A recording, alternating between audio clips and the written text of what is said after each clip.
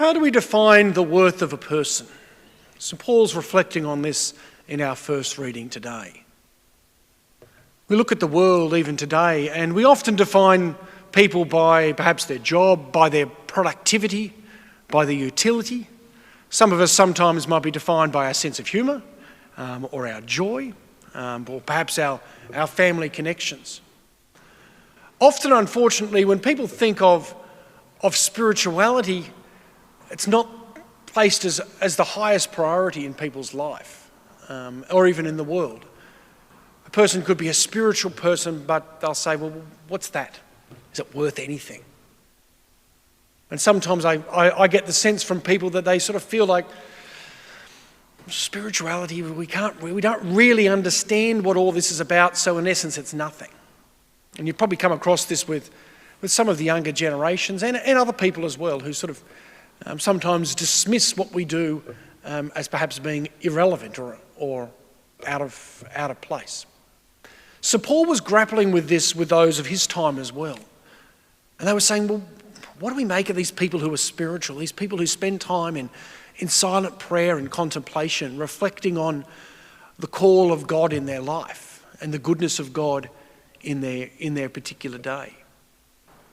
And the Corinthians had some of these ideas that we have today. It's about being productive, it's about achieving, it's about being able to show you've done something.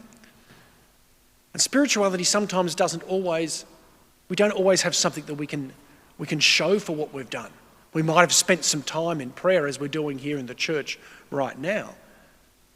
But that's not, is this being productive? Is this contributing to the elimination of COVID in the world?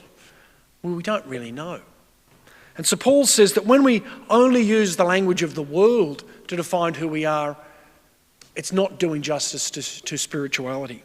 And it's not doing justice to God.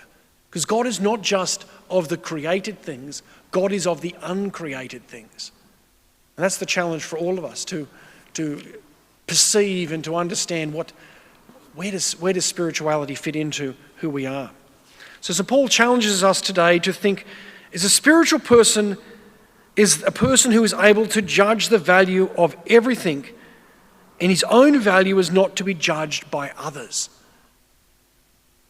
How do we judge others? Do we judge them just because they've got a good sense of humour, or they've got perhaps a nice hairstyle, or they've got no hair? Is that the way we judge people? Do we judge them by their productivity or their utility to us? Or should we be judging them in the fact that God has created them uniquely?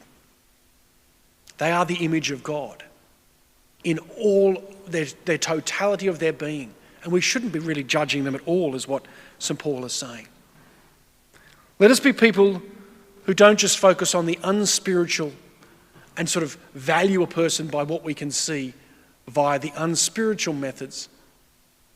Let's value the totality of every person. Let's see to the way that God sees each person, to lift each person up, to allow their glory to shine out.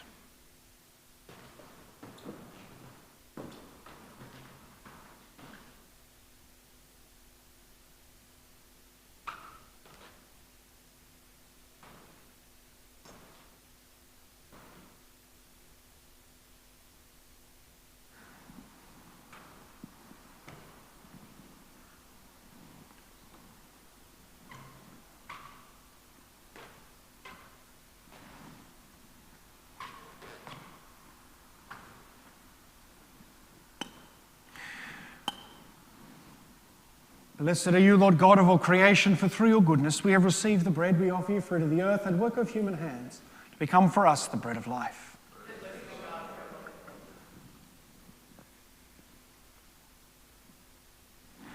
Blessed are you, Lord God of all creation, for through your goodness we have received the wine we offer you, fruit of the vine and work of human hands, to become our spiritual drink.